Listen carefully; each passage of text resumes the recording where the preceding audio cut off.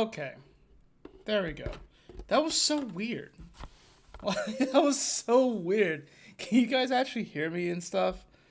All right, we're here. I don't know why that took so freaking long. All right, good deal. Yo, yo, yo, what is going on, my beautiful brothers and sisters, fellow radiators of love? My name is Jamal Pope, aka J Phoenix, and this is going to be your weekly astrology forecast. This week's installment of Cosmic Convergence, your weekly astrology forecast, is going to be covering June 19th through Tuesday, the 25th, 2024. Thank you so much for joining me in this video. Hopefully, you guys have a wonderful day so far.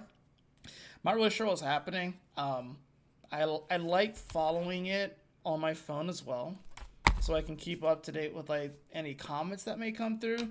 Although I know that on OBS there usually is like a spot for the comments to come up, but I accidentally disabled that one time. I don't know how to get it back up. So yeah, that's why that happened, and that's why the earlier stream only went for like 3 minutes, and I'm guessing it actually was showing stuff, but it wasn't showing up on here. That's the reason why I had to restart everything. So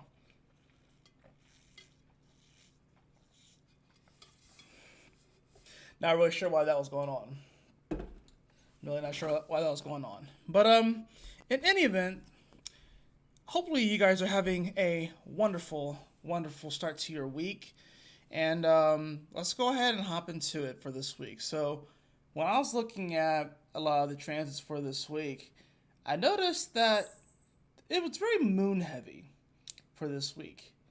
And I think this is like one of those weeks where the universe is kind of giving us a bit of a break to kind of emotionally process things, which is what I called this week. We're processing our emotions from all the stuff that's happened over the first 6 months of this year. Essentially, we're processing all of the things that have happened, all the events that have happened, and we are gearing up for this summer, a summer that we won't forget. And the reason why we're not going to forget it is because it's going to be this sort of last hurrah summer, I would say, before fall, when shit really hits the fan and we really start to see changes.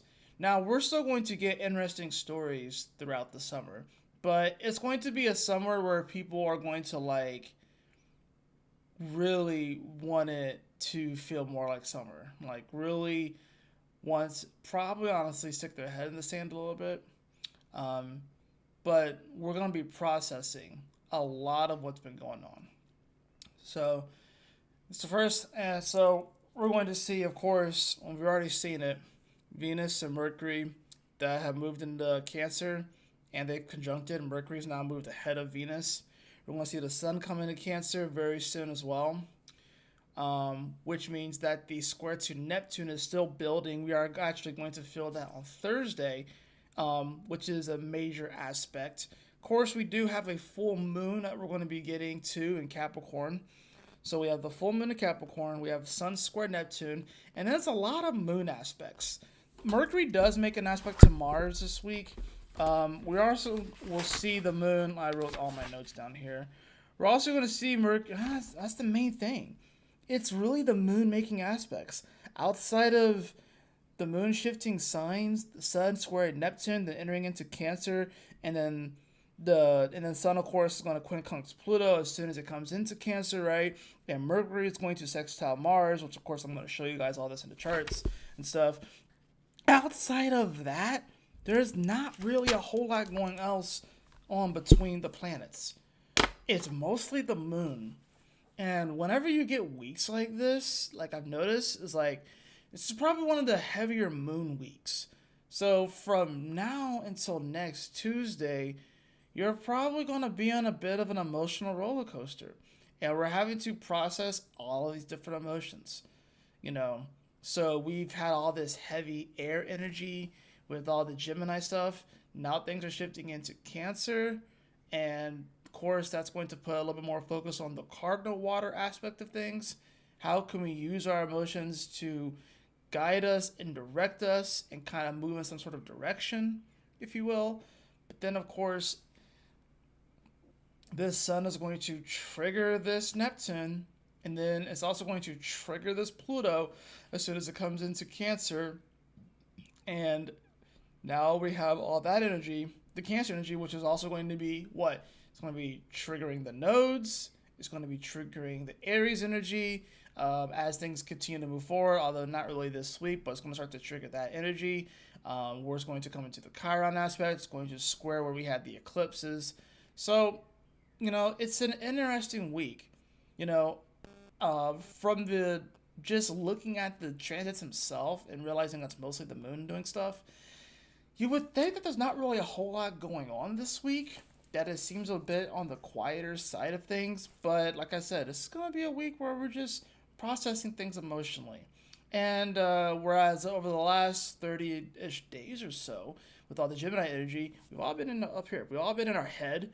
Um, we've all been a bit airheaded as of lately.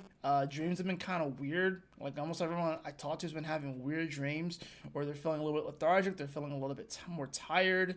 It takes a little bit more to get them going. That's all this energy squared Neptune and Pisces, especially considering the fact that Neptune is at the edge of Pisces too. It can feel like we're running out of time. It can feel like we're running out of time, even though Neptune is already beyond time. Because if you think about time itself, as far as like rulership, Saturn rules time. Uranus kind of rules time too, but Saturn rules time. And Saturn, it rules itself obviously in Capricorn and also rules Aquarius traditionally as well.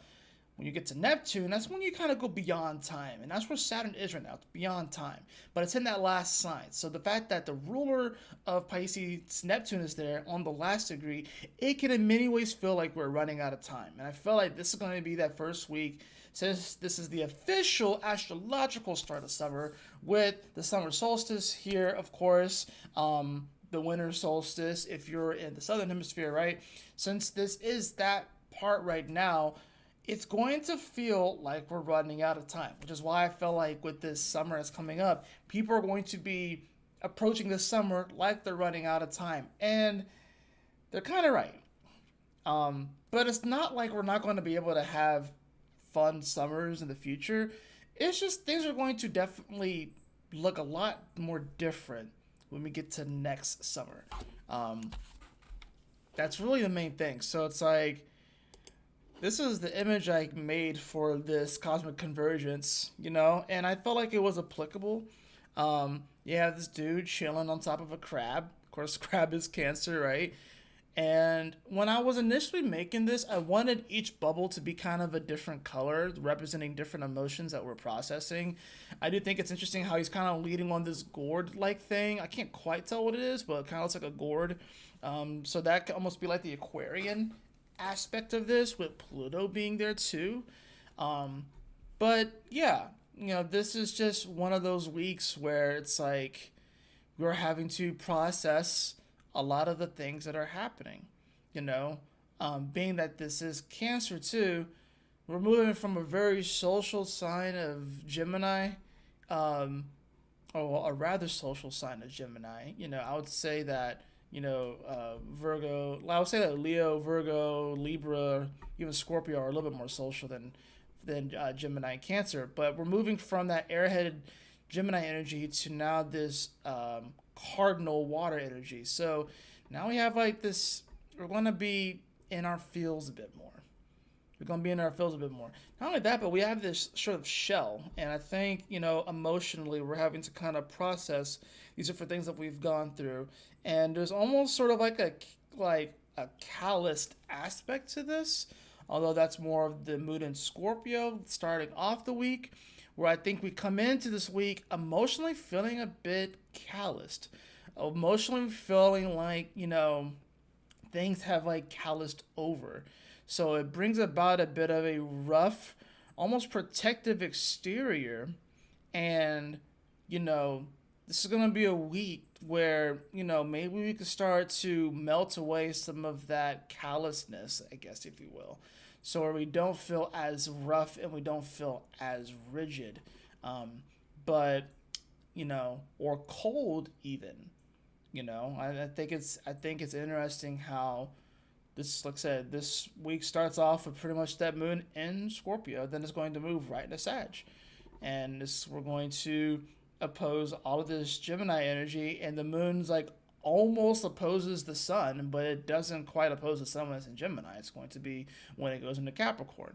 So it's like it's building up, building up, building up to a what could be a full moon in Sag, really, really close, and then the sun goes into Cancer, moon goes into Capricorn, and then bam, it's like it's like this weird moment where it could almost feel like a bit of like the image in my head is like shaking a bottle, and then when you like shaking like a soda bottle, and when you open it, it doesn't like pop out the way that you want.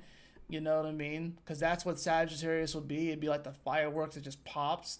But no. So I think it's almost sort of like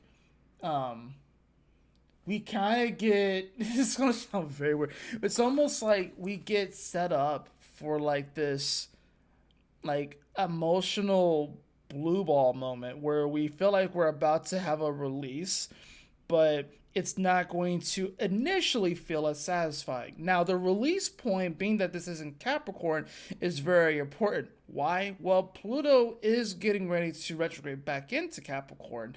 Not only that, but this is going to be the beginning of the completion of this Pluto Capricorn cycle that we've been in over the last 15 years. So this full moon is really going to help initiate a lot of healing and a lot of clearing. And I think that's the part, is that it can feel a bit uncomfortable, and that the moment when it pops with the full moon, it may not feel as intense as we want it to. It's almost like, you know, it's going to sound pretty graphic, but it's almost like you're building up for like a orgasm, and it just doesn't go the way that you thought it was going to go. It wasn't fireworks. That doesn't mean that a release didn't happen. It's just, it's not going to happen probably in the way that we want it to. This full moon's going to be a little bit more on the quiet end compared to a lot of our past full moons. So that's the thing that you kind of want to remember. But it's also going to be a powerful one because it's one that we've been needing for a while, and it is in connection to this Pluto, because the sun will be quincunx to the Pluto. The moon will be semi-sextile this Pluto. So you have a minor positive aspect with the semi-sextile, but then you have an uncomfortable quincunx 150 degree from the sun to Pluto. This is all about how we can... The uncomfortable thing is that we wanted to move fully into this new Aquarian world, but we can't quite do it yet. We have some loose ends to tie up. But this is like the start of realizing that, and the start of processing emotionally that the world has shifted / will shift forever. So let's go ahead and actually get into the charts themselves. Let me get this going here. I think probably the best way to do it is to do it like this right here. Little style. Oh wait, no, that's... No, wait. Did it take off? No! I wanted... Let's see. Display points. Right. Okay, yeah, that's what I wanted to do. I wanted to change that. Okay, cool. Bam. So let's go ahead and get into this, shall we? Now, for Wednesday, it's really just the moon that's making aspects. Like I said, there's multiple days where it's really just the moon doing stuff. Like, it's really the moon, the sun square Neptune early, Mercury will make a couple aspects, but then that's it. It's pretty much the moon that's going to be doing stuff the whole week. So that's why I'm like, this is an emotionally processing kind of deal. Starts off with this moon in Scorpio that's going to be opposing Uranus. Right? It's going to be opposing Uranus. Now, that happens early in the morning here on the East Coast. So if you're in Europe, you'll probably feel this a little bit. You'll probably feel this, a little bit more. If you're in America, probably not so much. This might influence your dream state, if anything. but we have this moon that's going to be opposed to Uranus. Now, this is an interesting one because this is a bit of a mutual reception. Uranus rather be where the moon is, and the moon would rather be where Uranus is. So they can kind of help each other with this opposition here, right? Where Uranus is like, you know, it's trying to figure out the new value system, if you will. It's connecting to people, and this moon in Scorpio is trying to the moon in Scorpio can be very empathic, but it can be very, very much so attached. So I find it like we overly attach ourselves to certain, desires, if you will, or especially outcomes. You know what I'm saying? Because Uranus, like, while it is randomness, it is very solution oriented. Aquarius is a very solution oriented sign. So if we kind of emotionally attach ourselves to certain desires and certain outcomes and really wanting it to be that way, especially when it comes to dealing with other people and groups and collectives, then we can find ourselves not really having a great time with this opposition. Now, what kind of helps this out is the fact that we are going to see a grand water trine on this day. We're going to see this moon here that's going to make trines over to Neptune, and it will actually trine Vesta as well. And I think that this is actually very, very interesting because they trine each other pretty much exact, down to the minute. Now, like, let me actually bring this forward to see, because it's 29:53, 29:53, and then 29:51, 52, 53. Bam! Look at that. So they are going to trine each other exactly at 29 minutes and 53 seconds. Now, Vesta, yes, it's a minor asteroid, something that we generally don't necessarily notice immediately within our consciousness. But considering the fact that this moon is in Scorpio, which is definitely amplifying this energy, and the fact that Neptune is at home at 29 and 53 degrees of Pisces at the end of the zodiac, we're probably going to feel this a little bit more. Now, what does Vesta rule? Vesta, the way I see it, it's like that tiny inner flame. It is the sort of underlying energetic current that can kind of keep you going, because it does, even if you look at its glyph, it kind of looks like a tiny little flame. It's the part of us that, that remains going. It's not like it's a motor, but it's not like a motor like Aries is. It's the subtle motor. It's the subtle inner flame that never really peters out. It also does have a quality of innocence to it too. So with that, and it's here in Cancer as well. So there's this element here with this pretty big trine, which, trines like this, especially when they evolve the moon, it's not like we're going to feel it for a very, very long time. But this can be an incredible emotional clearing. Mainly because this is not only dealing with this current moment, but it's dealing with humanity as a whole. I mean, whenever you have Neptune at this last degree, this is dealing with not just this lifetime, but lifetimes of emotional energy.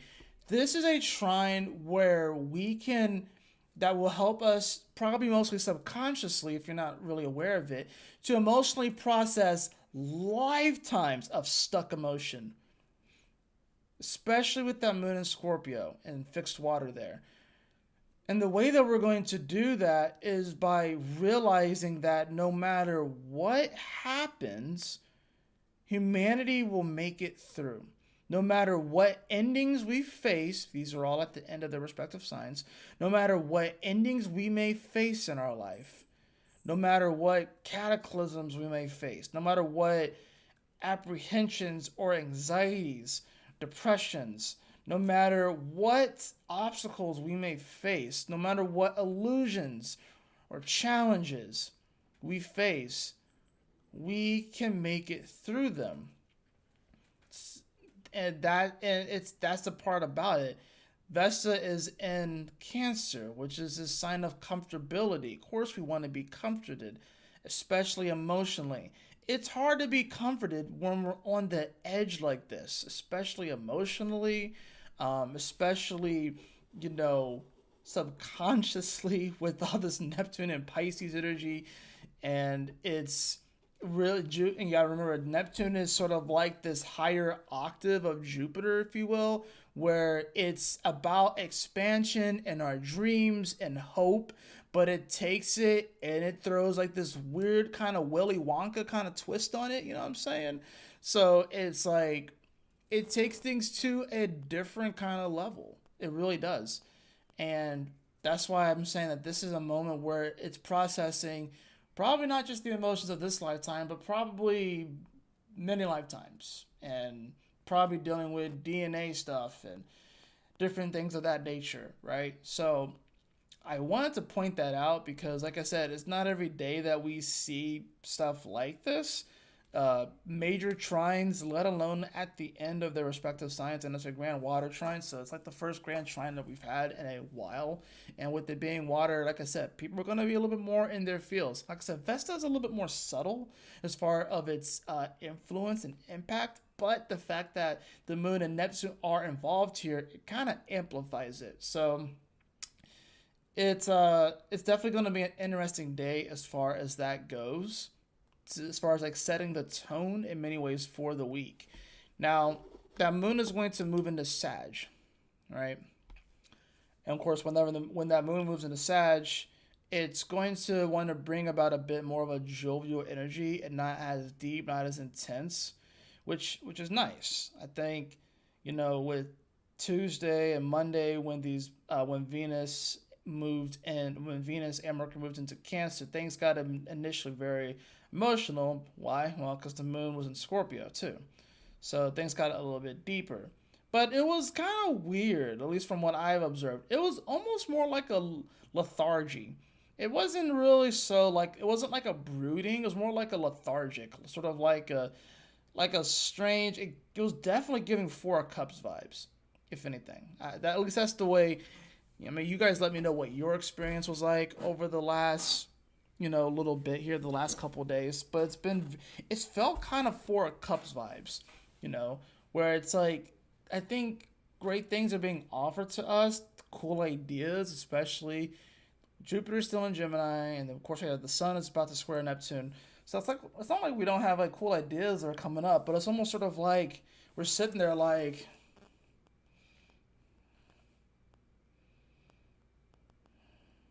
just just sitting there just staring at it. It's like mm.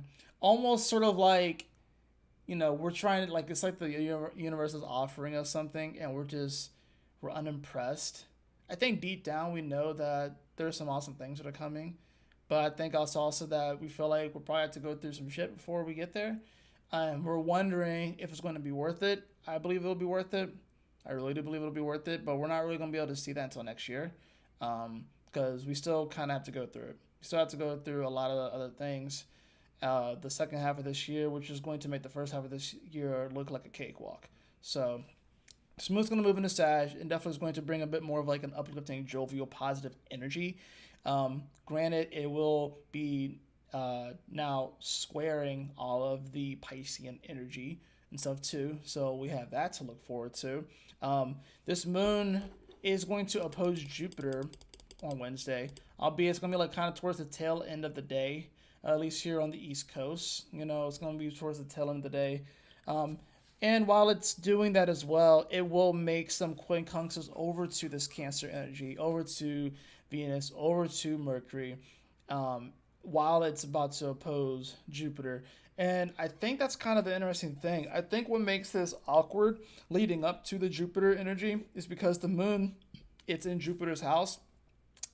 Emotionally, it's wanting to be a lot more expansive and look more big picture and not be as focused on the smaller details and the facts that you have in Gemini. And then you have Venus and Mercury, they were recently in Gemini and we're receiving some of this energy from Jupiter because Jupiter was there as well. And it's interesting. The quincunx, it's like the awkward part of it is that now we have actually received some facts about belief when it comes to this axis. We've received some new information as far as like different facts about this axis, right? Not only that, but these energies did just square Neptune, which, like I said, is a higher octave of Jupiter. So it's like, I think that's what makes this awkward, is that this moon is going to be looking over at Jupiter. It's like, hey, let's feel more expansive. Let's feel like we have the big picture. Let's go on. Let's feel the adventure. Let's go on an adventure. Let's feel all this stuff. Let's feel more happy and jovial and all this sort of stuff. And Jupiter's like, I'm just trying to figure out how to fit in this small little box that Mercury somehow fits in, because my big ass cannot fit in this small box and it's uncomfortable as shit. So then the moon is going to be looking over at Mercury and Venus, and Mercury and Venus is like, yo, we're just trying to process the emotions. We're just trying to figure out this stuff. Like Mercury is like, it's not even at home anymore. Now it's in Cancer, where it's like, out of all of the water placements, it's probably the best one for it. You know what I mean? At least with Cancer, it can kind of navigate it a little bit better. And especially if you learn the lessons of the Mercury and Gemini, and you know how to actually, speak what you feel, but at the same time, the conjunction with Venus is about, okay, but like, we got to remember, like, all right, you may speak something out into existence, but Venus is reminding us of the reception quality, because Venus is all about how we receive things. So that's the thing about it. Those two had to meet up, because people are ready now to speak how they feel about things, but they had to be reminded of like, how is that going to be received, and what are they going to receive in return? What's going to be reciprocated? Because I think there's this weird thing where like a lot of people will be like, if it's not high vibe, or if it's not, positive vibes only, if it's not, or if I'm not feeling 100% authentic in this moment, that saying it or doing it or whatever like that is a bad thing. Like say for example, let me just give an example. Say if someone's like in a bad mood. Let's just say someone's in a bad mood, and they go to work and they're in a bad mood, and they want to be authentic to their feelings. We've kind of gotten into a world where that person goes to work and they're in a bad mood, and then they start passing around people. And then that bad mood that they pass around gets probably perpetuated and blasted back to them, which just continues the fucking cycle. In their head, they're like, well, I just want to be authentic to the way I feel. But there's the thing. You don't have to suppress the way you feel, but there's a way that we can go about this that seeks to bring a little bit more balance and harmony, which is what Venus is looking for. Maybe informing people is like, hey, so just letting you guys know, I'm not in the greatest mood today. I didn't get as much sleep as what I wanted to last night, and I'm a little bit more moody today and stuff. So just keep that in mind. If I come across whatever, I definitely don't mean it, anything personal, whatever like that, I will do my best to put on a happy face and be able to move through this. That's a lot better to do. But there's some people out there that are like, no, like you have to be completely 100% authentic to the way that you feel at all fucking times. That's not necessarily going to get you to the right place. I'm not saying to suppress your emotions. I'm definitely not saying that. But I'm just saying that, like, you can smile, right? Like, like, a really good example is like, oh my gosh, I swear the quality in restaurant servers has plummeted. And I get it. These kids don't necessarily want to be working. And they don't want to be working, right? In restaurants and stuff. We've all had to do it. We've all had to pay our dues. But it's like they won't even smile anymore. Even if they're not necessarily in the best mood. Even if you have to sort of fake it till you make it. There's like you don't have to be inauthentic, but damn it, find something to be happy about. Don't just walk around with this sourpuss face on all the time. It's just going to the energy that you're putting out, you're just going to be receiving it back. And I think that's the thing that people have forgotten is like people are so focused on positive vibes only, or they had to always express exactly the way that they're feeling at all times.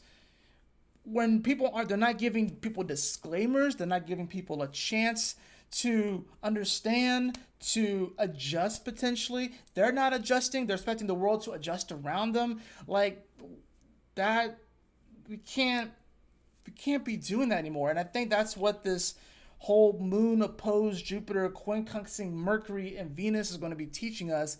It's that like, look, sometimes you're what you're feeling, that vibe is not necessarily going to mesh with this jovial, uplifting, happy-go-lucky vibe. All right. Sometimes you may have to kind of fake it till you make it. That doesn't mean that you're being inauthentic to the way that you feel. It's not. Like, there's a way to speak and process your emotions without, coming across. And the first one in my head was a dick. I don't know if this video is gonna get taken down for me saying that, but like for real, I definitely feel like there's that thing where it's like authenticity, as much as possible, no matter fucking what.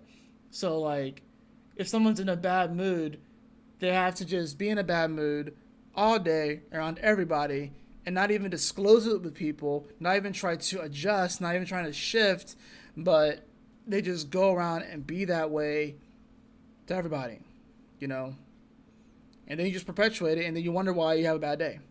It's because you're in a bad mood all day. You didn't put a smile on. You didn't try.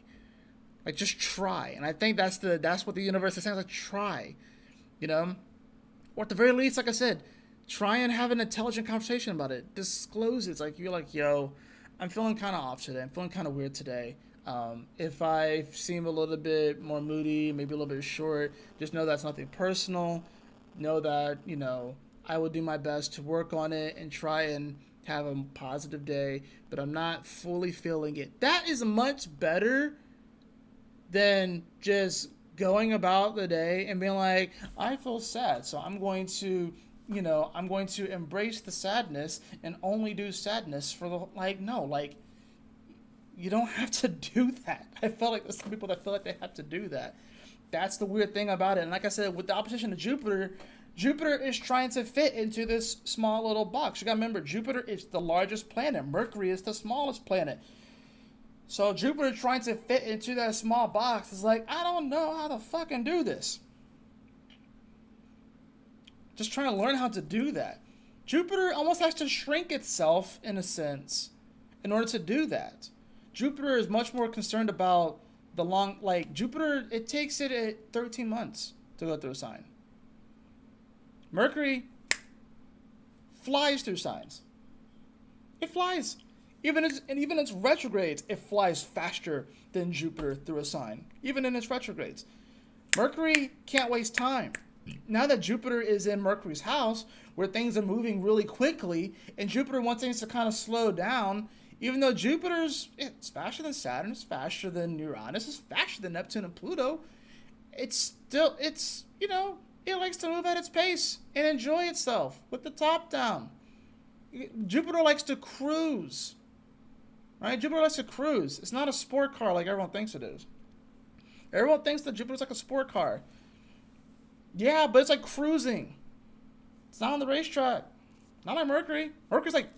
Mercury can't waste time, right? Now Jupiter has to learn how to move fast like Mercury, like how Mercury does in the pit stop. Like in NASCAR or racing, whatever like that. Every second matters with Mercury.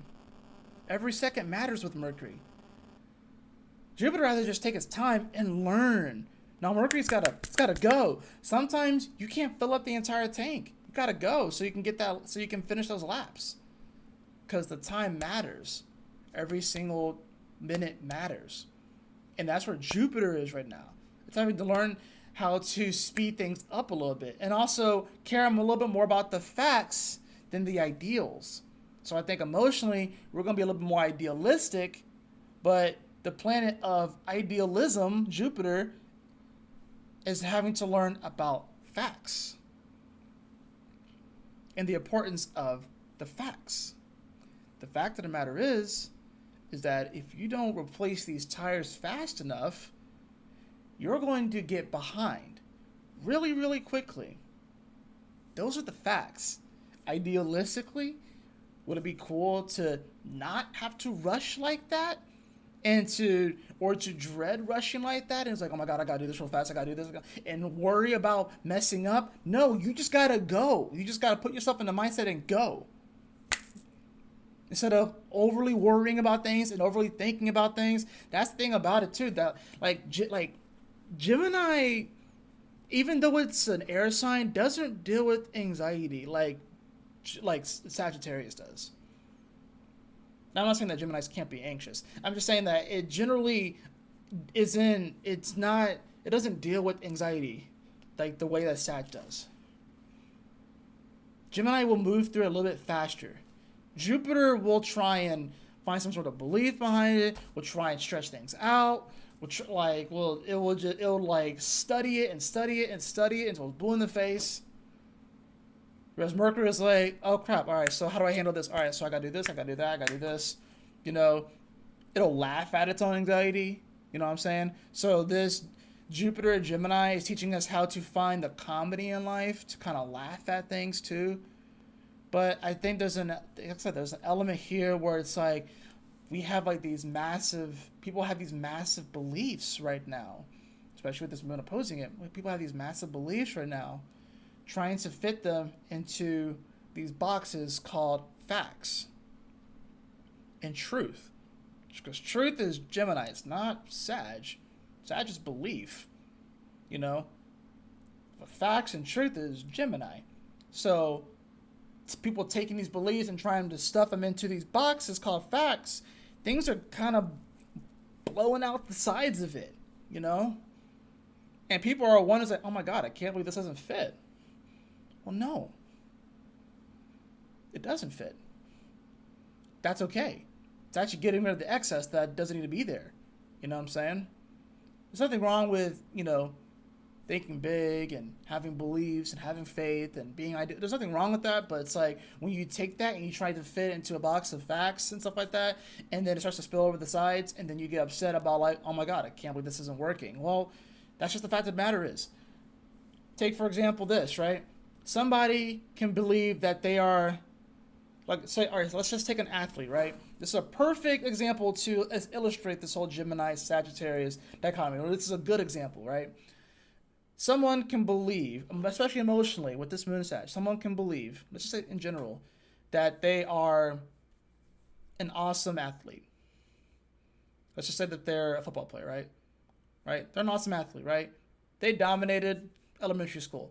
They dominated middle school. They dominated high school, right? They just dominated each of them.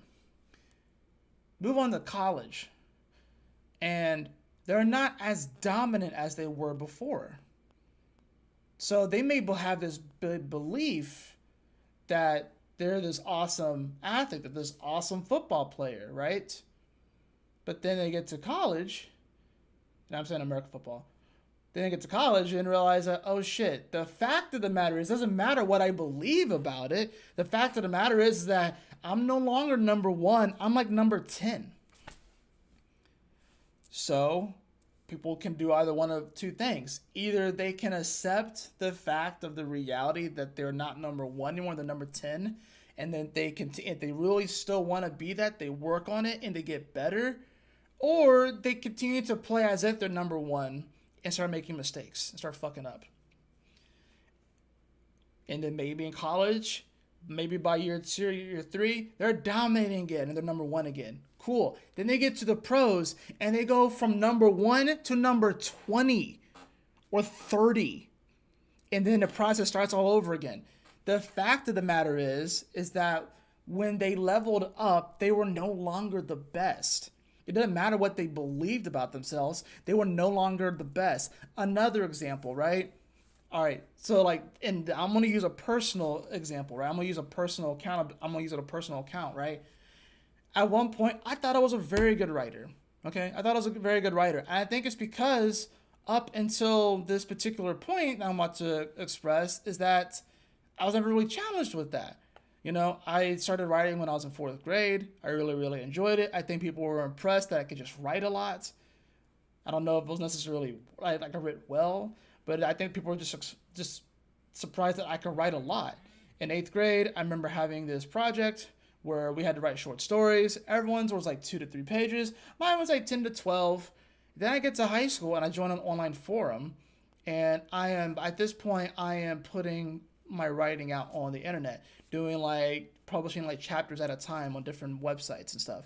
And I was doing a fan fiction, which is a fan made story on whatever media that they chose, and I chose Pokemon, right? So I had this story on Pokemon, and I was like probably like 10, 12 chapters into it, and I was receiving some good praise on it, right? So I believed that I was good. I believe I was a good writer, right? And maybe to a certain extent, I was a good writer. And then the mod of this particular forum or this particular section of this forum changed. It switched to someone named like Red Cheetah. I still remember it. His name was Red Cheetah. He tore my work apart. He said that it was inconsistent, that there were a lot of grammatical errors. He tore it to shreds. And my ego was so fucking bruised because I believed I was this great writer. And I'm pretty sure if I were to go back and read that, I would agree with them. But at the time, I didn't. I still believed, and this belief was also, it didn't help that this belief had fuel because I had several other people that also believed that my story was good, and we all got into like this massive internet fight. I ended up getting suspended from that particular section of the forum, and so did several other people. But this person just kind of went through and and it was interesting too because I had to have been like 14 or 15, right? And I'm sure this person was in their 20s. I'm sure this person was in their 20s. And ripped my story a new one. And I believed that it was unjust. When really the facts of the matter is that my story was probably shit. You know what I mean? But I've improved as a writer since then. You know what I mean? I've improved as a writer since then. So I think that's what it comes down to, So that's just like another example of how this Jupiter and Gemini can play out, and with the moon there as well, is that the facts don't really care about your feelings. The facts don't necessarily care about your beliefs and your ideologies. It's just the facts and the truth is what's going to ultimately set you free and make you more light. Because air it's very light, especially mutable air. It's very, very light, right? So that's just something important to really think about and consider here. Dang, it got hot fast. I'm gonna turn the air back on. Hold on, guys. I'll be right back. Dang, like it got hot fast in here. Jeez.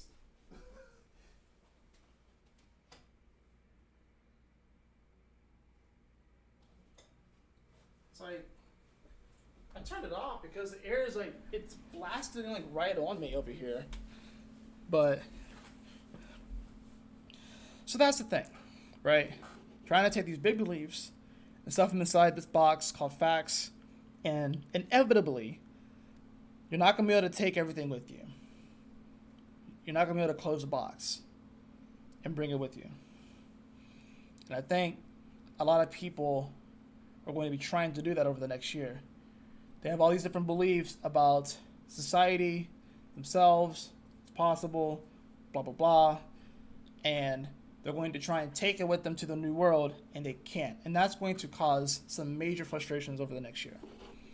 Major frustrations over the next year. So, we're going to see that, and that's pretty much Wednesday. It's a moon opposed Uranus, grand water trine, quincunx the sun.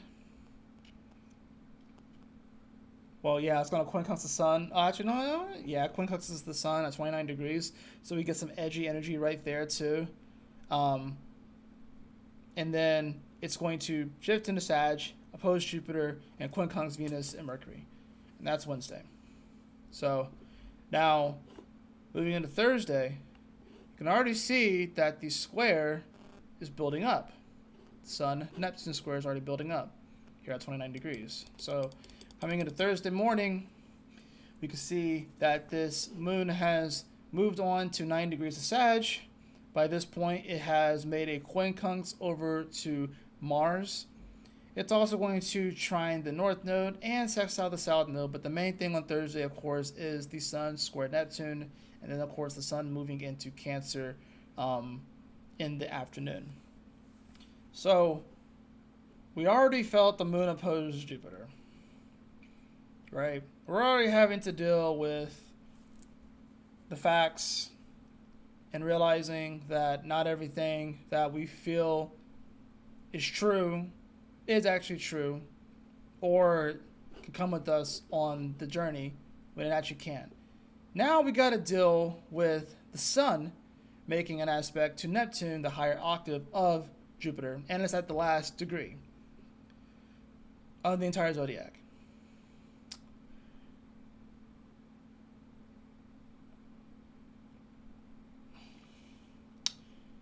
This will deal with mental breakdowns. This is going to deal with people snapping, especially with the moon and Sag too. Especially if people can't, if with that moon and Sag just amplifying this, and especially with it going on Antares today as well, it's going to be a potentially massively triggering square where people are going to be like, they may not necessarily know how to emotionally handle this energy. I mean, it's probably a good thing that it's at least in Sag. So it's in Aries, it might be a little bit different. Might pop a little bit harder. But I think with it being in Sag, at least it's mutable fire. But people can attach themselves so much to a belief emotionally that this square, these are deep delusions that people are going to be under, especially with the moon and Sag. These are very, very deep delusions that people can be under with this. And it's going to make things feel very, very, very edgy. Very edgy. Uncomfortably edgy. So that's kind of the thing about this. It's going to make people very, very introspective.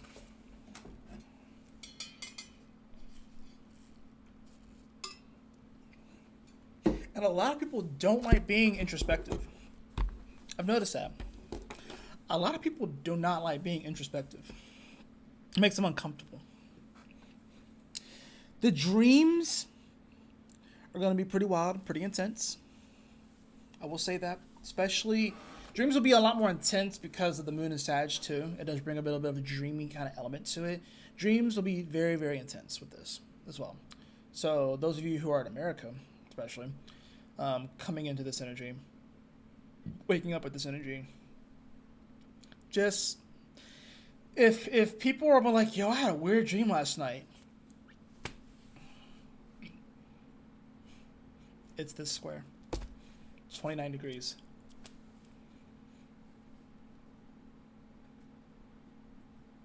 It's going to be a bit of a cliffhanger. Not even gonna lie. It's gonna be a bit of a cliffhanger.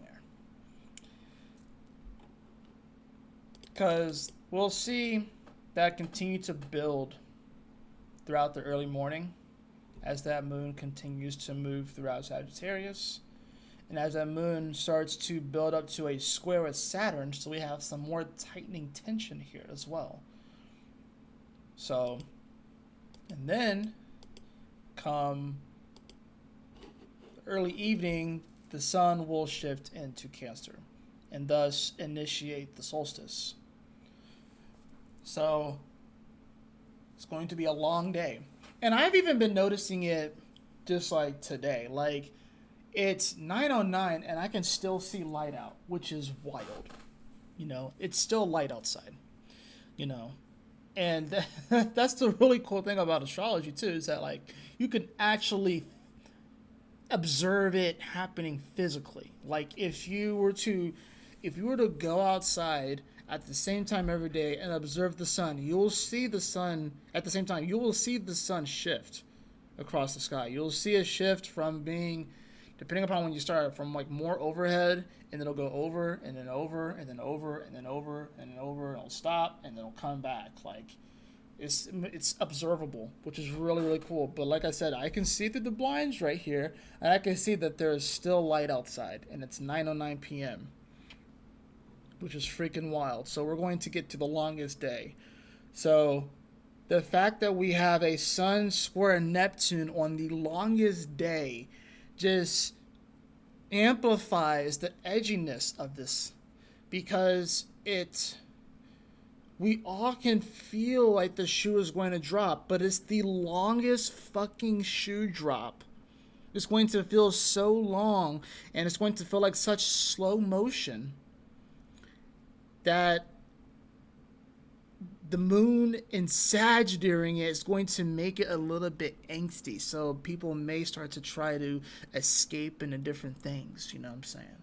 Escape into different beliefs, maybe escape into drugs, maybe escape into alcohol, maybe escape into whatever, maybe a movie, TV. They may try to escape into different things, you know. Would not be surprised if we see something weird happen, and I guess like pop culture or whatever like that.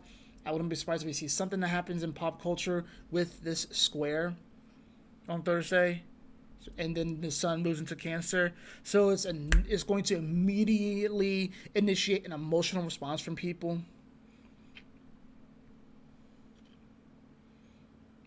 So yeah, we have that going on, and it's interesting too. The moon, it looks like it actually will, before the sun even does that, it will actually trine the north node and sextile the south node before we even get to that point, before the sun enters into that spot. So just be prepared for Thursday to feel very edgy, very long, a long day. Thursday into Friday is going to feel very long. This week is going to feel very long, at least for the northern hemisphere. For the southern hemisphere, it's going to be short. It's going to be the reverse. But there's still an element of it feeling long because, like I said, it is so edgy, and it's here with the sun squaring Neptune at 29 degrees. That's just going to make it feel drawn out. Even though it's mutable, it's going to feel drawn out. That's what's going to make it so weird and bewildering. This is like one of the thickest fogs, if you will, with this sun square Neptune. So, and just being real with y'all too. So, I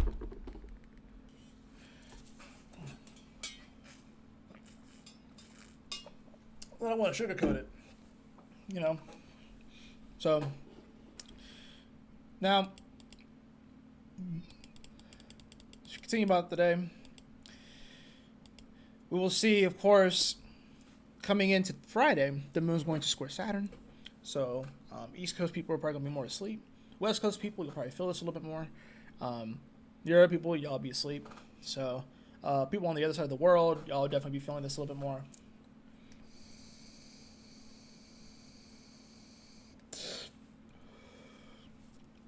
So we'll see that square happen. That's the first thing that really happens that day. And then as Friday continues and as you're waking up here on the East Coast, we're going to see, of course, this moon is going to trine over to Chiron, which is going to bring about some positive energy.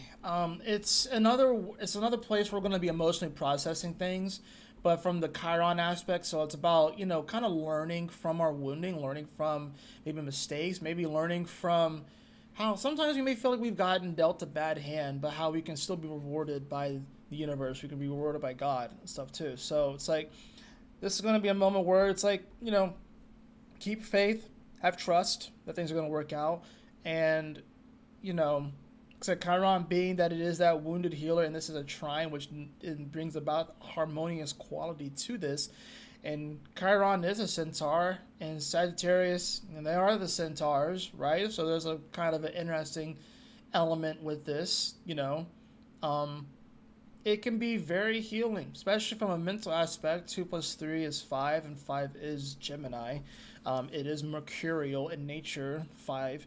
So there's an aspect of here where we can kind of almost free ourselves. Because we can free ourselves from the bounds of a mind that, or these different thoughts or repetitive thoughts that have us believing that we can only be a certain way or act a certain way or do things a certain way, and we can kind of free ourselves from that mindset, if you will.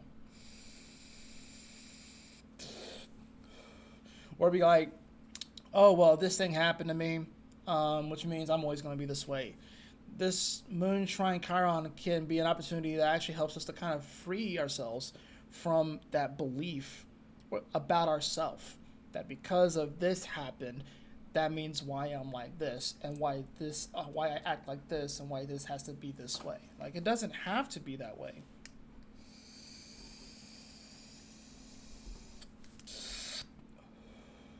So we want to see that happen. And this is also happening on, let's see what else. We have the moon. As we continue to move forward, we're going to see it make a quincunx over to Uranus. It's a bit of an awkward aspect, of course. And of course, it is building up to the square with Neptune as well. And as you can see, the sun having moved into Cancer, but the moon is already getting full at this point, right? And we'll see the full moon later in the day. So that's what's the whole weird thing about it. It's like it's building up to like this firework, and then it goes into Capricorn. And it's sort of like it's like like it's not gonna have like the bang that we wanted to. It's really not gonna have the bang that we wanted to, especially when the moon squares Neptune, like going into it. It's not gonna have the bang that we wanted to have. That's the interesting thing about this. Now, Mercury is going to make a nice little sextile over to Mars, so this is positive. This brings up a nice little aspect. It's positive, right? So this Mercury, like I said, now it's in Cancer, so it's, we're definitely going to be speaking the way that we feel a little bit more right now, of course. Sextile over to Mars. Mars is in Taurus. Well, that's the thing about this. Like, we may speak how we feel, but are the actions going to follow in Taurus? Or maybe there could, if anything, there may be some frustration that things are taking a little bit longer than we want them to. But the sextile also is going to be a nice thing where it's like, well, how can we, we may feel a certain way about how things are manifesting right now with the Mars and Taurus, and how things may seem a little bit slower, how Mars is actually on the battlefield right now, and it's not as, let's say, Mars spends all of his time in Aries, like, having the bravado and all that sort of stuff, and like, and like getting ready for war, and then when it gets to the Taurus, it's actually on the battlefield. That's the crazy thing about it. And then Mercury there is like, it's like, oh shit, wow, this is actually kind of intense. I'm actually down there, I'm actually doing it and stuff like that. Not just preparing with Aries. Like, no, it's like you actually are down there in the thick of it, right? So I think there's an element here where we may feel like we are a bit in the thick of it with this particular sextile. Like I said, it's, how can we communicate our emotions? How can we, communicate through our actions what we really value too? And so as I think we're going to be communicating more from our emotions, but is it paired with an action that reflects these values that we have? The sense of self-worth that we have, the sense of maybe even honor that we have, the sense of like, that's the other thing about Mars and Taurus. Mars and Taurus cares a little bit more about his appearance. Interesting enough, even though he's kind of a little bit more on the battlefield, he kind of cares a little bit more about his appearance. Whereas Mars in Aries is very much so just like very impulsive. You take what you, it is what it is. You take what you get. Mars in Taurus cares a little bit more about his appearance, if you will. Why? Because if we take it, all right, let's just take it out of the war aspect, right? So let's just say that Mars in Aries is like, it's like when you're hanging out with like your boys or whatever like that, or if your girls, you're hanging out with your girls, you hang out with your friends, and you don't have to like dress up and do all that sort of stuff. But then it's like, oh, but if you want to go out, if you want to attract another person, when it goes into Taurus, you clean up a little bit. You do your hair, you do your makeup, you know what I'm saying? You trim your nails, you know what I'm saying? You put on the cologne.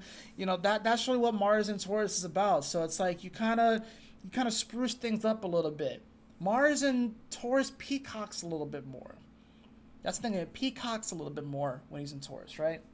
So that's the thing about this. We're definitely going to be communicating more from a space of emotion, but it's in a cardinal water sign, and it's dealing with a cardinal fire energy, but it's in a fixed place, right? So it's like, yeah, I think it's really going to be like our actions are really going to be what people will probably see the most and what they're being communicated as far as like our values, our worth, how we take care of ourselves as well with that Mars and Taurus. That's going to speak loads more volume right now with this particular aspect. Now, we see this moon is going to continue to build up and build up throughout the day and build up as those two are still within sextile. It's going to build up, it's going to build up, it's going to build up, it's going to build up, it's going to build up. Come the early evening, we'll see this moon in square to Neptune at 29 degrees, getting ready for the full moon in Capricorn at 1 degree. And like this is sort of like this moment where we feel like things are going to pop. And it's interesting too that it's like on Friday as well, right? Right before the weekend, right? First full weekend of the summer, at least in the Northern Hemisphere, right? And it's going to get there, it's going to build, it's going to build, it's going to build, it's going to build, it's going to build, it's going to build. And then what happens, and this is the thing too, what happens, I got to show you guys the sheets too. So that's the funny thing about it, because if at the beginning part of the day with this moon here, when the day starts, if I just look at the sheets, it's interesting how it shifts. So hold on, I just want to make sure it shifts. It goes like that, and then it's kind of interesting how that actually happens. It doesn't pop the way that we think it's going to, but it still pops in an interesting way. I want to show you guys this too. So the start of the day, when the moon is here in Sagittarius. Let's see, properties, window capture. Let's see, hold on, let me go to sheets. Bam. And now let me do, let me cancel, let me do this. Let me go to properties. Let me go to sheets. All right, and then right here. Okay, so we have the moon, right? The moon. It's at -5, right, to start the day. Not only that, but it's also out of bounds. And so is Mercury. And so is Venus. So, and even if you look at the scores, we're not really doing so hot. We got +4, +2, and then minus everywhere else. So that moon is going to be at -5. So we're waiting for a bit of a more positive pop, something to release, right? And it's going to feel like a bit of a peter out. Why? Well, let me show you why. So you see that, and then we'll go up till when the moon enters into Capricorn.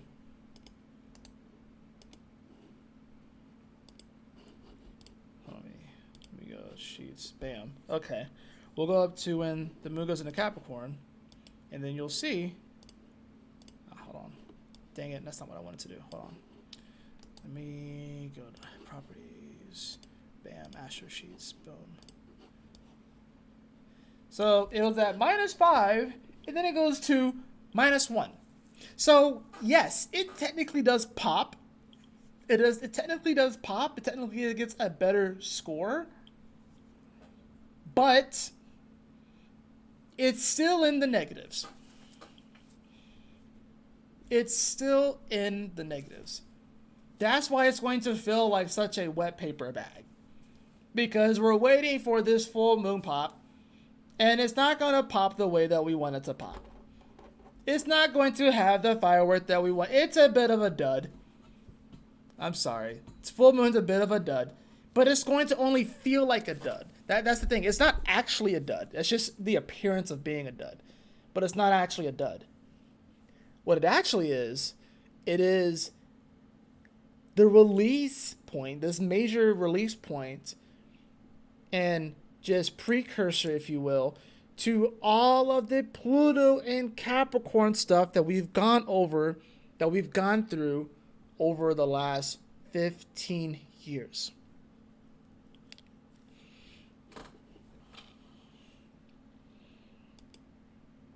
So that's what it is.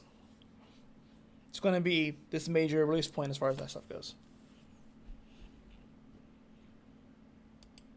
Because, think about it. Last time the moon was here, of course, all the energies were in Gemini and stuff. Not only that, but this is going to be the last full moon in Capricorn that we will see. Well, Pluto's going to move back into, it's going to move back into Capricorn and stuff. But we're not going to see another full moon in Capricorn when Pluto goes back into it.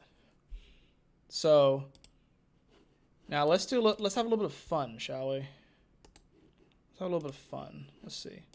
Let me go here, and let me go here, right? Let's have a little bit of fun, right? Oh, hold on, let me go to days. All right. We got a full moon. So I can illustrate my point. A 1 degree full moon, right?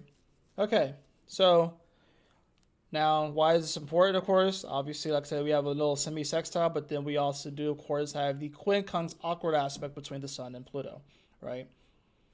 And I was saying that this is going to be a major point because it's actually in many ways covering all of this spot that Pluto has been in over the last 15 years.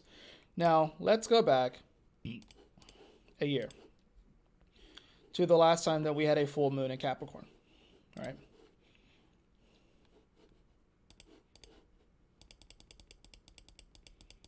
Right? So that one happened at 10 degrees Capricorn. Right? And Pluto was there. It was retrograde in Capricorn. Right? It was retrograde in Capricorn. Actually, excuse me, it happened at 11 degrees. Oh, yeah, that's right. This was conjunct my Uranus. I have Uranus at 11 degrees of Capricorn. So this moon was actually conjunct my Uranus.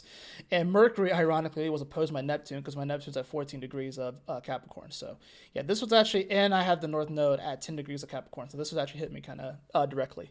So this was the last time that we had a full moon in Capricorn. And like I said, Pluto was there, right? Pluto was there. Now, if we go back even further, another year, here we go.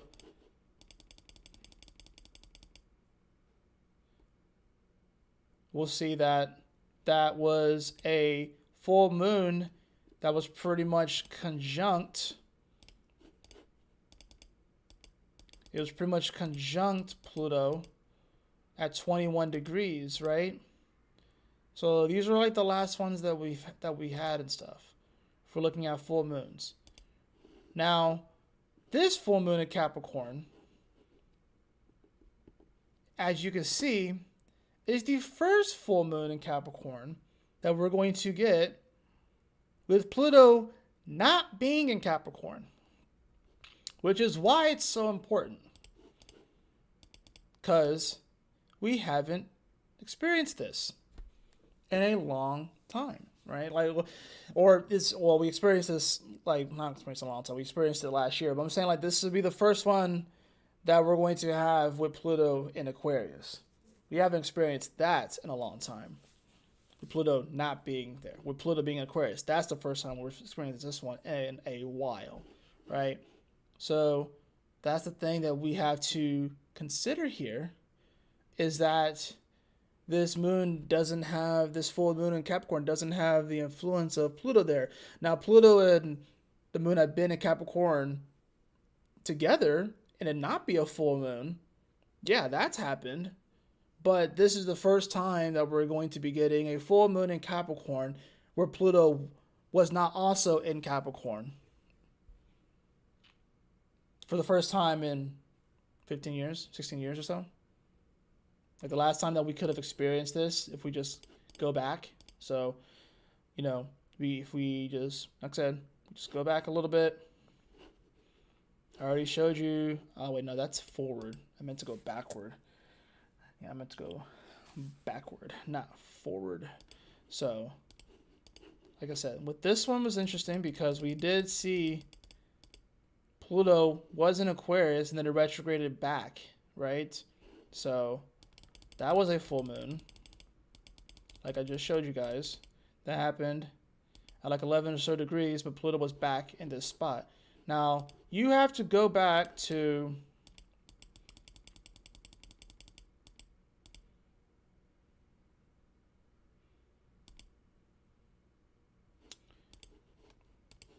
(2008).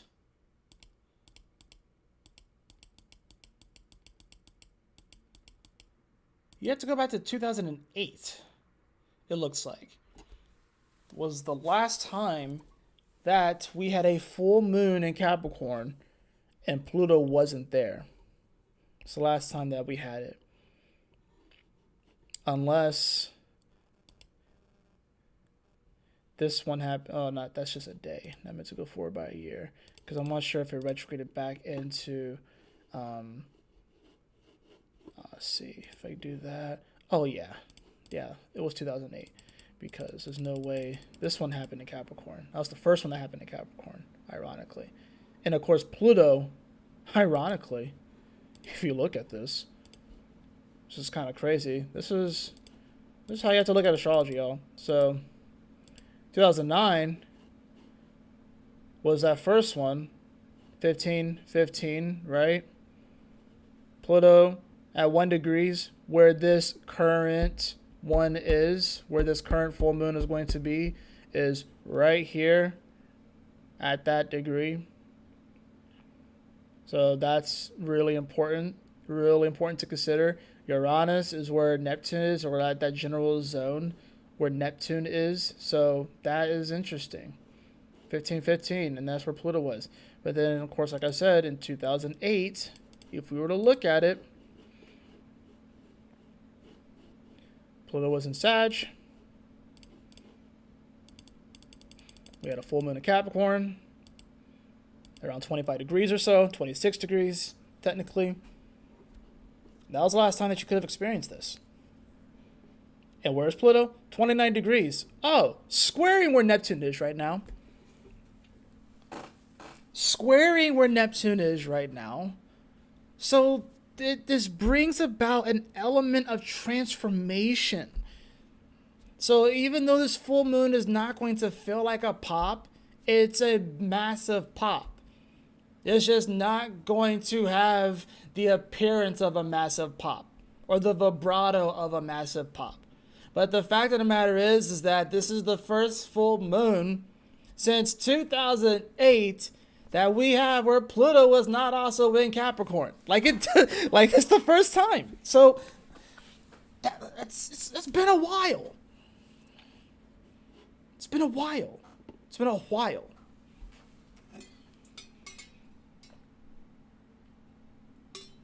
So just think about all of the energy that this full moon could be purging.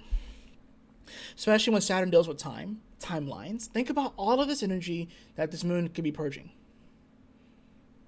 Emotionally, processing. This is a week of emotional processing. This is a week... Oh, wait, hold on. Of processing emotion. Heavy processing of emotion. All right? Now, this guy, he's just chilling on the crab. Doing his thing. And that's kind of how we have to go about this. We have to realize that we are we are in serious times, but to still know how to go with the flow and enjoy ourselves and be happy and know that we can make it through no matter what. And that, yes, we are processing a lot right now. So no need to try and expect yourself to do all these things or get all these things done or have all the answers, because you're not going to have all the answers. The obsession with having all the answers is going to come to a major crossroads this week with all of this energy building up. All right? So like I said, 2008, last time we could have experienced this, right? It wasn't 2009, because they were together, and it didn't retrograde back. So, now, that's Friday. Yeah, that's, like I said, it's pretty big. Pretty big. Neptune, 29 degrees, squaring 29 degrees of Sag, where the moon just was, where Pluto was in 2008, the last time that we had a full moon in Capricorn. Pretty big deal. I was being triggered by this full moon. Even though it's going to feel like it's not that intense, it actually is rather intense. And it pops a little bit. But it's just not going to pop in the way that we think it's going to pop. Now, hold on. Moving to Saturday. Switch that back to hours. Now, moving to Saturday. It's going to be one of those days where it's really going to be the moon that's going to be making most of the aspects, besides Mercury squaring the nodes, which will be more towards the tail end of the day. We're going to see the moon that is going to oppose Venus, right? It's going to oppose Venus. It's going to make a nice little trine over to Mars at 9 degrees. See that? 9 degrees. And it's going to also come into an opposition with Mercury at 11 degrees. So Saturday is going to be emotionally processing things. Now, this Mercury is going to start to square these nodes as well on this day while this is happening. And that's pretty much Saturday. And I'll go back and explain it. That's pretty much Saturday, you see? So, bam, squares the nodes. Because these nodes are getting ready to shift to 11 degrees, right? So, and I think this is interesting too, because the moon at this point is at 15 degrees, and this is interesting that Mercury is squaring the nodes, and the last full moon that we had in Capricorn while Pluto was there was a 15-degree moon. So this point's also getting triggered. I think it's also interesting how it's actually enshrined to Juno as well. So it's about it's like committing to like a new reality, if you will, you know. But it's interesting too because this Pluto is retrograde in Aquarius. So there's an element here where it's like, yeah, we want to step into the new world, but we still have to kind of go back and tie up some of these loose ends. But this moon, like I said, opposing Venus, opposing Mercury, causing us like a grand cross at 12 degrees, square, square, oppose. So we have this grand cardinal cross.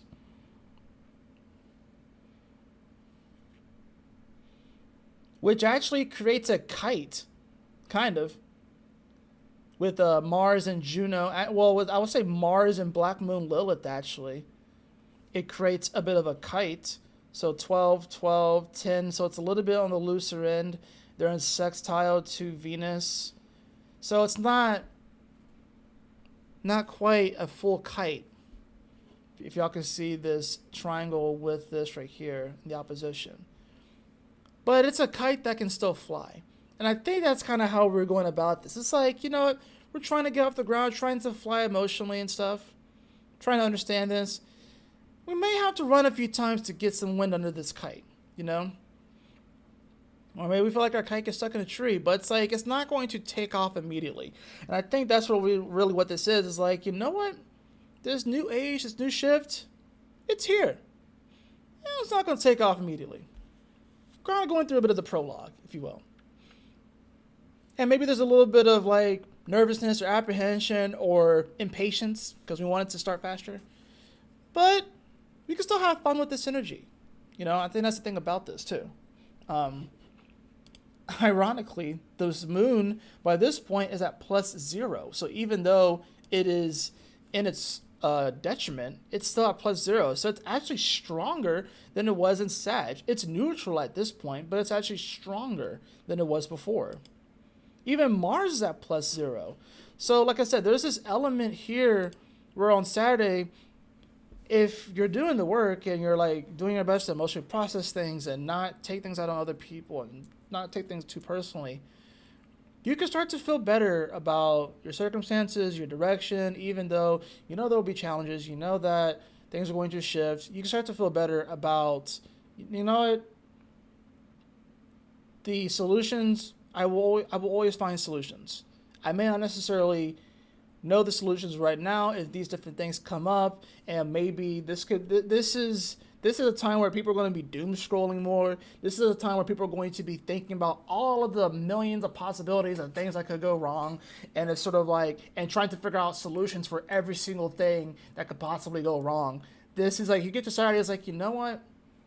All these things could go wrong. I don't have a solution for all of them. They'll come up when I need them. They'll come up in their divine timing. And that's really what this is about. Especially after a Sun square Neptune. Like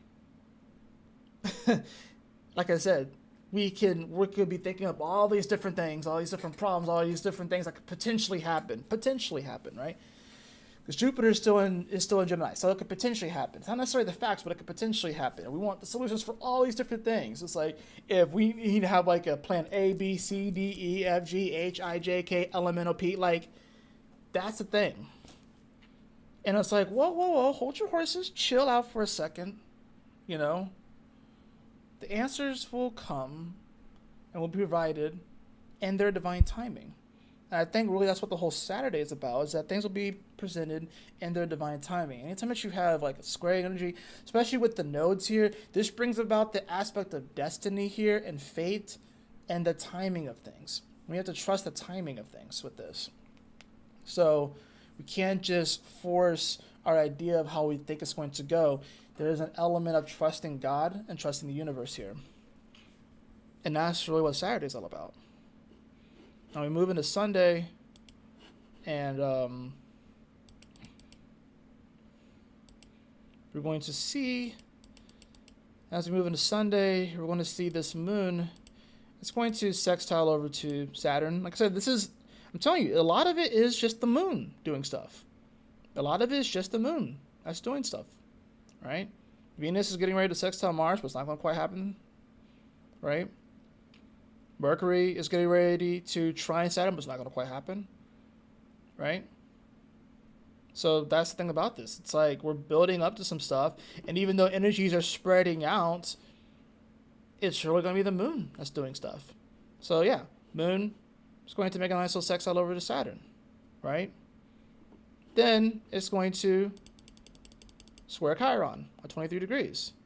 Then it's going to trine Uranus at 25 degrees. And then it's going to sextile Neptune at 29 degrees. And that's pretty much Sunday. It's the moon moving through the second half of Capricorn. And then by the end of the day, shifting into Aquarius and conjuncting Pluto. So Sunday's going to be a day where it's like, and just think about that. Like emotionally, we go from Pisces to Aries to Taurus back to Pisces. That's what happens. Sextile, square, trine, sextile. Like it's a bam, bam, bam, bam. Like that's what I'm saying. Emotionally processing. It's like, oh, I got to deal with this thing. I got to deal with that thing. I got to deal with that thing. Then it'll come back to Pisces. Right?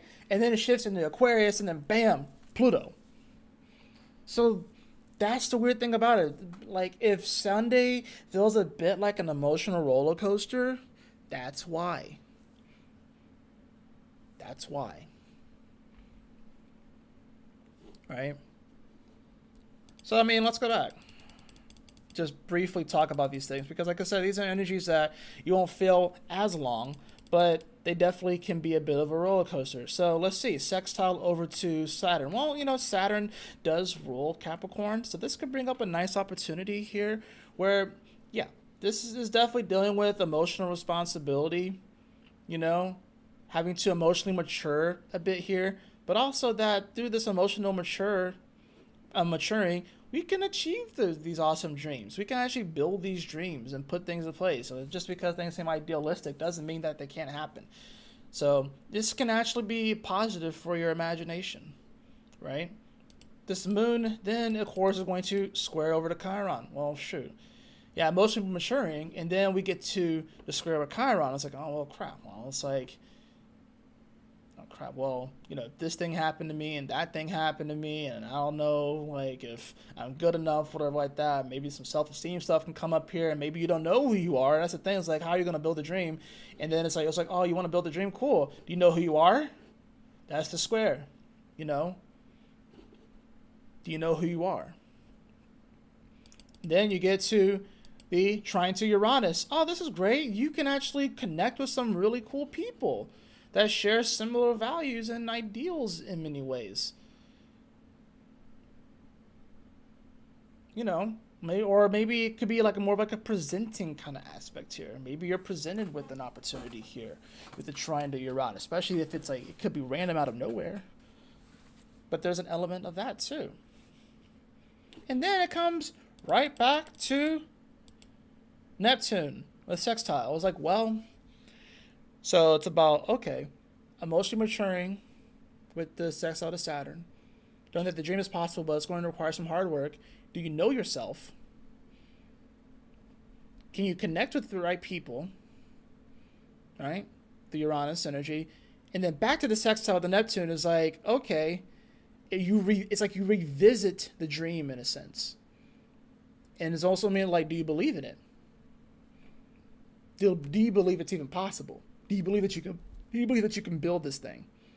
And then boom, into Aquarius, where depending upon how you go about this, you may either emotionally disconnect from it, or you start to emotionally embrace your uniqueness, if you will, and you start to embrace, a bit more of the wild side. And that's where you are going to find out if you actually vibe with it or not. But when the moon goes into Aquarius, you figure out if you vibe or not with it. But Pluto is there too. So there's always a bit of an emotional transformation whenever the moon comes over Pluto. There's always a bit of a transformation. A purging, if you will. So we come into Monday.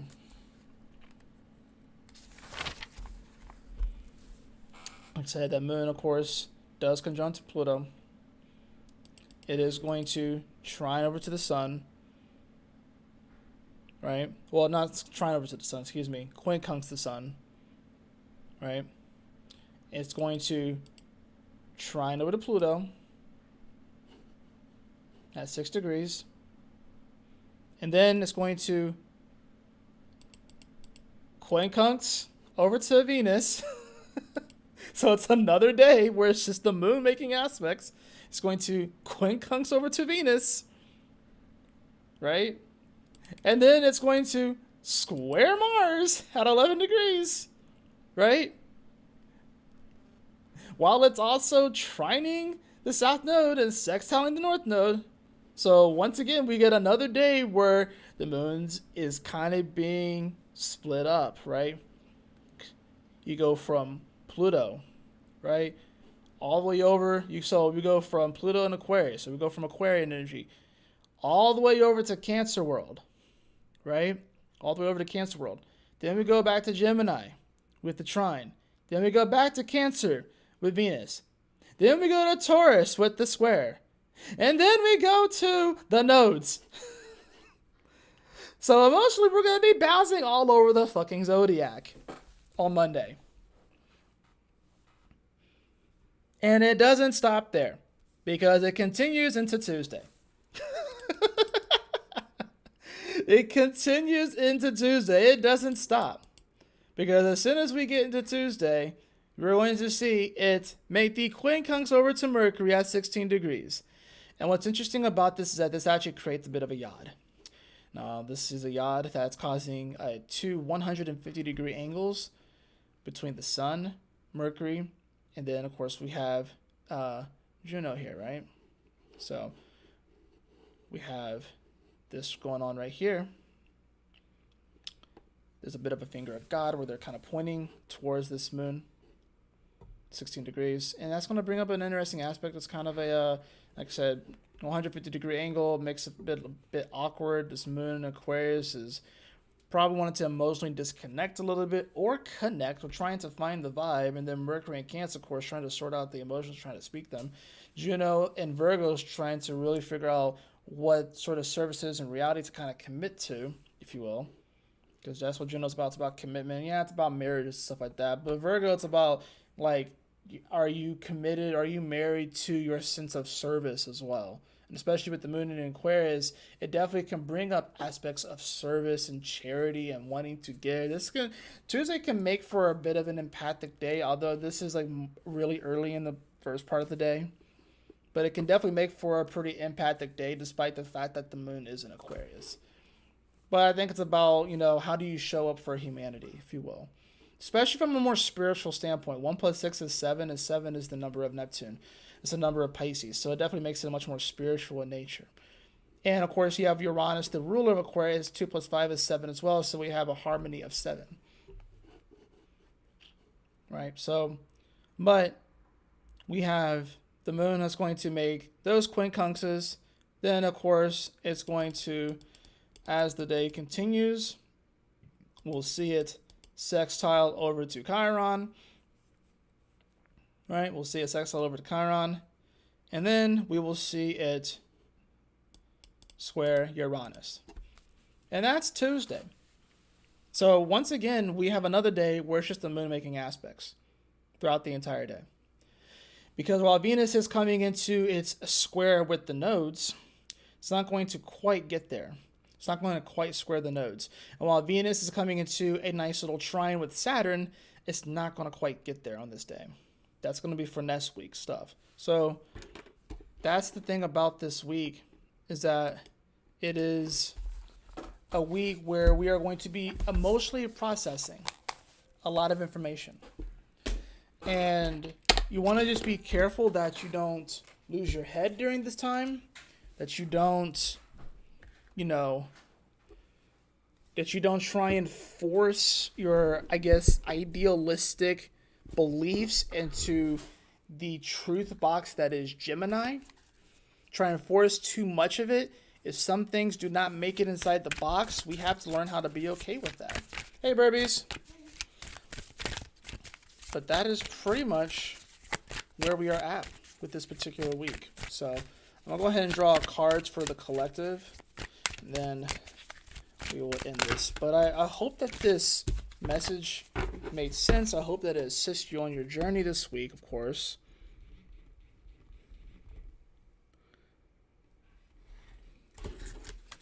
Let's see. Let me continue to shuffle this.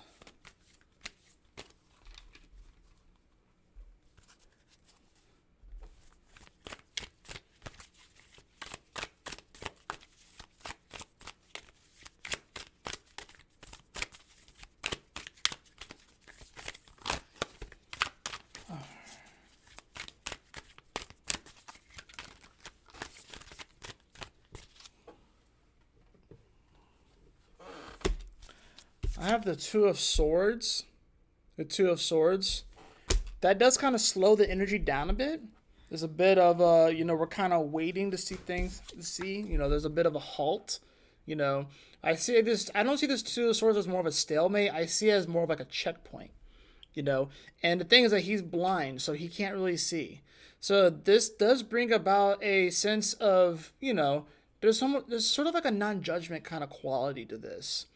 But there is a bit of a checkpoint this week. It's like, okay, are you ready to move on to the next level? Okay, good. But this individual is not like judging you, especially based off your physical appearance. He's just saying that you can't continue. It's like a passport, if you will. It's like, do you have your passport? Okay, now you can move forward. So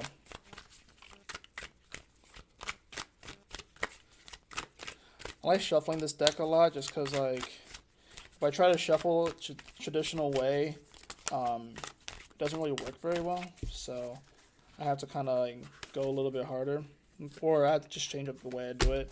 So interesting. I got this in one of my recent dailies. We got the 8 of Discs here, So we have the 8 of Discs. That's followed by the 5 of Discs in reverse. Oh yeah. So man, we may feel like we're on the outside looking in here, but I think it's about like not feeling sorry for ourselves.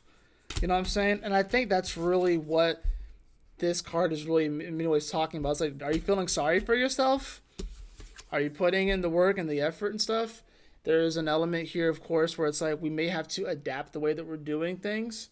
That's another part of this. Is like maybe we believe, we've been doing something for like the same way for such a long time, and it's been working. Maybe it's not working anymore. Just like my example earlier of the quarterback that dominated in elementary school, middle school, high school, got to college, and wasn't the best anymore. They had to adapt. They have to change it up. They have to do a different drill and practice, if you will. And that's what the universe is asking us to do right now. I have that followed by, interesting, I have the card of justice as well.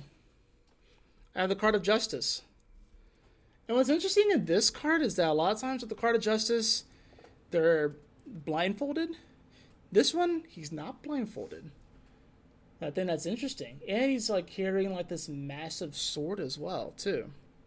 So maybe what's going on here, because these two cards are giving me sort of like justice-like vibes, is that like, really it's like more of like a checkpoint.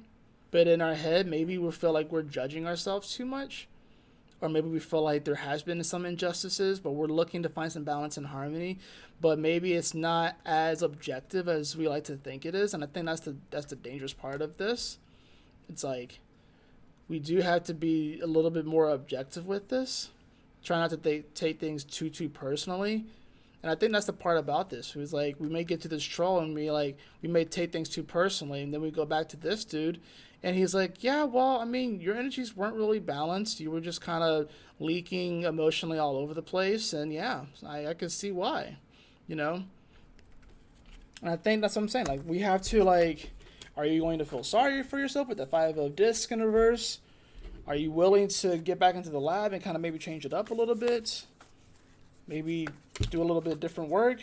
I have the 9 of Swords in reverse. Yeah, we have to wake up from these crazy dreams. We have to, like, I call this the Night Terror card, the 9 of Swords, but it's in reverse. So it's like we don't have to be afraid and just sit in bed until we've, like, and that's the thing, too. Like, I know I've had my fair share of night terrors over the course of my life, and there are times where I stayed in bed and I just kept myself awake because I didn't want to go back to sleep. Are you, like, that's the thing too. I think with a week like this, especially with some of the dreams that people may have, they may deprive themselves of sleep.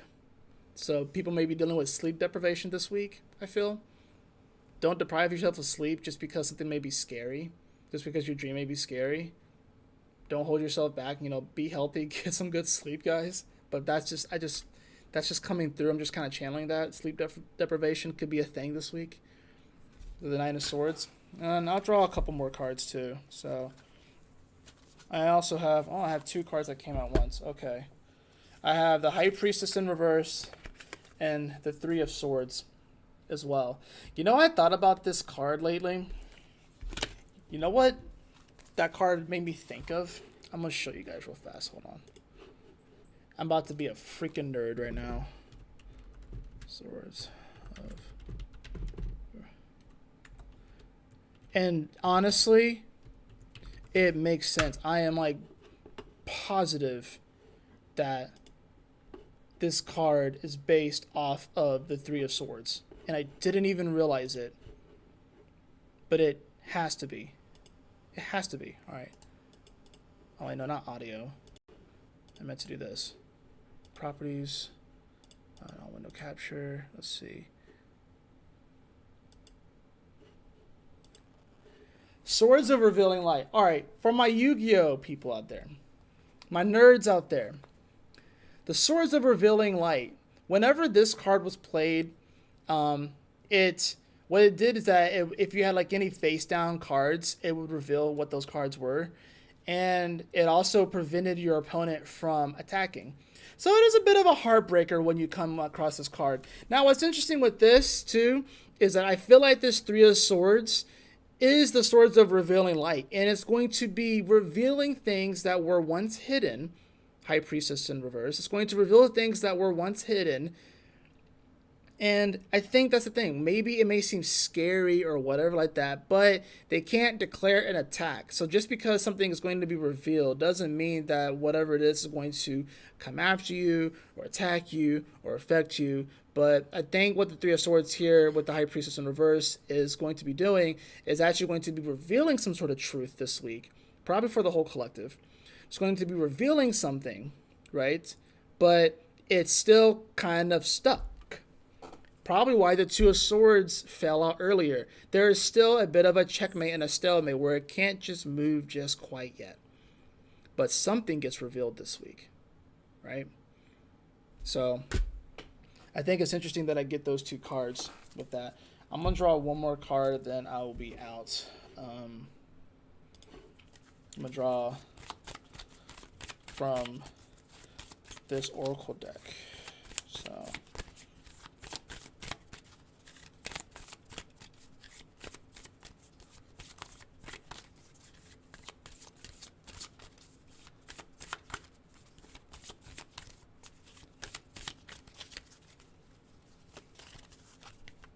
Swords of Revealing Light. Neptune, of course. A lot of focus on the edge. We're all on the edge. 29 degrees. There's a lot of focus here. Things are going to feel edgy. Things are going to feel weird. Things are going to feel foggy. Things may feel a little bit bewildering. But we're at a breakthrough point where we are about to shift into a whole new reality. And that's a positive thing. But we're not quite there yet. But a lot of things are going to start to be revealed. And we're going through the emotional processing of all this. So that's going to do it for your Cosmic Convergence for this week of the 19th through the 25th. I trust that this message will assist you on your journey this week. And yeah, y'all take care. Stay blessed. Have a wonderful day. Be sure to tune in for my daily tarot content. And I will see you all on the next daily tarot video. Peace.